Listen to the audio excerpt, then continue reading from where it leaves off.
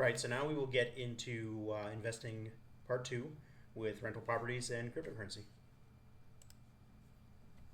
Hey, you came back! I'm so glad you did, because I wasn't done teaching you about all these different investment options.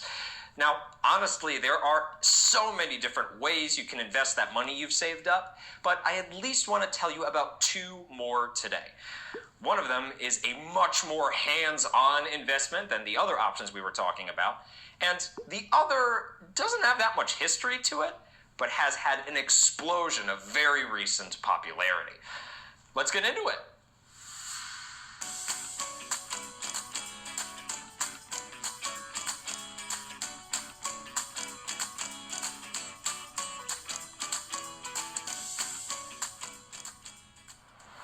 Today, we're going to be using this same list of features that we came up with in the last lesson in order to take a deep dive into some more investment options. And as always, we are all on different financial journeys with different goals and personal risk tolerances. So what may be a pro to you could be a con to someone else. It's all up to you. Okay. So, in addition to the stocks, bonds, and mutual funds that we talked about in the last lesson, another way to invest your money is in rental properties. Investing in a rental property is buying a home or apartment and renting it out for profit. Unlike the other investment options that we've talked about so far, which can all be very easily purchased, buying a rental property is a lot more complicated. First, you're going to have to find a bank that will give you a loan. We're actually going to talk more about that process in a future unit. Then, you need to take the time to find the right rental property and then work together with the sellers to complete the purchase, which can take as fast as 2 weeks to as long as 2 months. You might need a loan because buying a rental property is a lot more expensive than buying a stock or a bond. Most commonly, you'll be asked for an initial deposit of 15 to 25% of the original purchasing price. That could be close to or upwards of $100,000 in many areas of the United States. Not only that, but you're going to need a good credit score and proof of funds, which just proves that you can pay your loan payments. In addition to that high initial investment, you're also going to need to consider all the other costs that could come up over the years of you owning this property. Taxes and premiums could go up, meaning a higher monthly payment for you, and you're going to need to pay for upkeep on your property, which could include minor or major repairs. Since it takes so much more time, energy, and money to invest in rental properties over other investments, they are most often long-term investments. Property values will go up and down in the short term, but historically increase over the long term, making them much better for long-term investing. Another reason why properties are so much better for long-term investments is because they are not liquid assets at all. Not only is it going to take you a few weeks to few months to buy a rental property, it'll take you weeks to months to sell it and get your invested money back. But don't forget our earning money unit, in which we learned that some rental properties could generate passive income, which is definitely money that you could easily access. Let's get to the question of how much money will I actually be making off of this? And like the other investments we talked about, there's no real way of knowing if you're going to turn a profit or if this property is going to lose you some or all of your money. There's always a risk. In addition, unlike stocks and bonds, rental properties are physical assets, meaning they're subject to the risks of physical damage like fire and flooding. But one of the big benefits of having a rental property as an investment is the tax benefits. The IRS allows deductions on many of the expenses that come with owning a rental property, such as mortgage interest, property tax, and operating expenses and repair costs. Now, remember, these deductions will lower your taxable income, in turn lowering your tax liability. In addition to the tax benefits, owning a rental property will also diversify your portfolio. Now, Before we talk about our last investment option, I want you to think all the way back to the very first unit in this course. Do you remember the barter economy? You know, way back when people used to trade goods and services for the things they needed, before cash was ever invented. Like, you would exchange rice for wheat or a cow for sheep.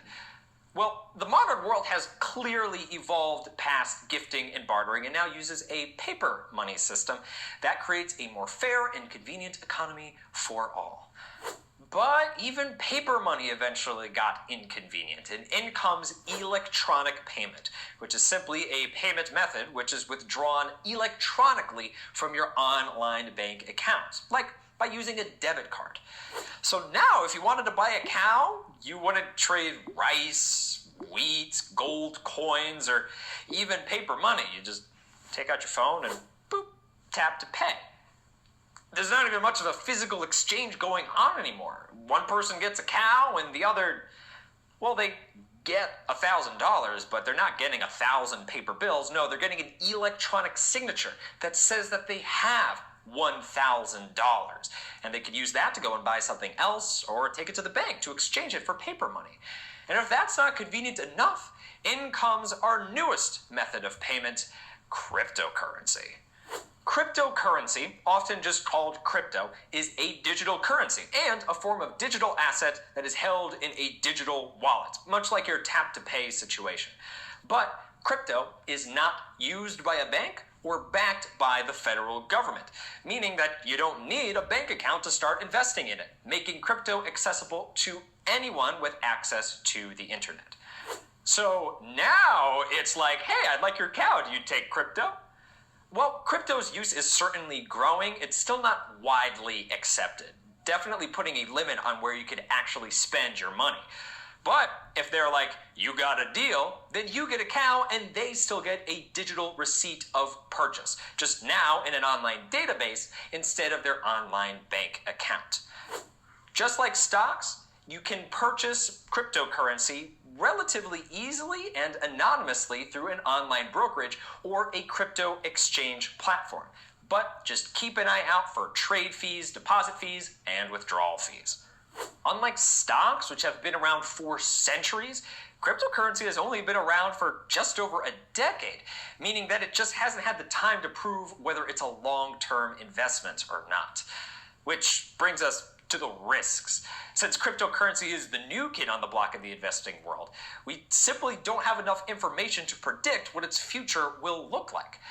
Right now, as of recording this video, the market for cryptocurrency is very volatile, meaning that the prices for cryptocurrencies change constantly and dramatically, making it difficult to predict how they will behave, making them a high-risk investment for the moment. However, with high risk often comes the chance of high reward. An additional risk to cryptocurrency is because it's not backed by a government, there are no legal protections on cryptocurrency like there are with other investments, meaning that there's not much you can do if you get hacked, scammed, or even make a mistake when making a transfer. The liquidity of a cryptocurrency can vary, but in general, the better known cryptocurrencies have better liquidity than the lesser known ones. Truly understanding cryptocurrency does take time and effort, so be sure to do your research before you go filling up your digital wallet. Remember what we talked about in the last video. We try not to put all our eggs in one basket when we're investing. When we invest across multiple assets, we reduce our risk of losing all our money. Because if one asset performs poorly, then the gains from the others will hopefully balance it out. There is a flip side to this, though. If we're spreading our money out over multiple assets, that means we're putting less money into any individual asset, which could limit your potential profits. So what do you want to do? Do you want to put all your money into one asset to increase the risk but increase the potential reward? Or do you want to spread your money out over multiple assets, reducing the risk but limiting your potential gain? The answer to that is up to you, your financial situation, your financial goals, and of course, your personal risk tolerance. Investing can be a great way to make your money grow and work for you. But please remember this. Do not invest in anything that you do not understand. I'm not saying you need a master's in finance just to start investing, but please have a solid understanding of exactly what you're putting your money into. Okay, we are finally reached the end of these lessons about different ways of investing your money. There was a lot of information to digest, and there's much more research to be done before deciding which investment is best for you. But there is one more thing to consider whenever you're picking out an investment. How much money will it actually make for me? Do you remember all the way back in Unit 1 when we learned how interest works? We can actually use a similar equation to predict how much money an investment will net you. That's what we're going to learn about in our very next lesson, so I'll see you then.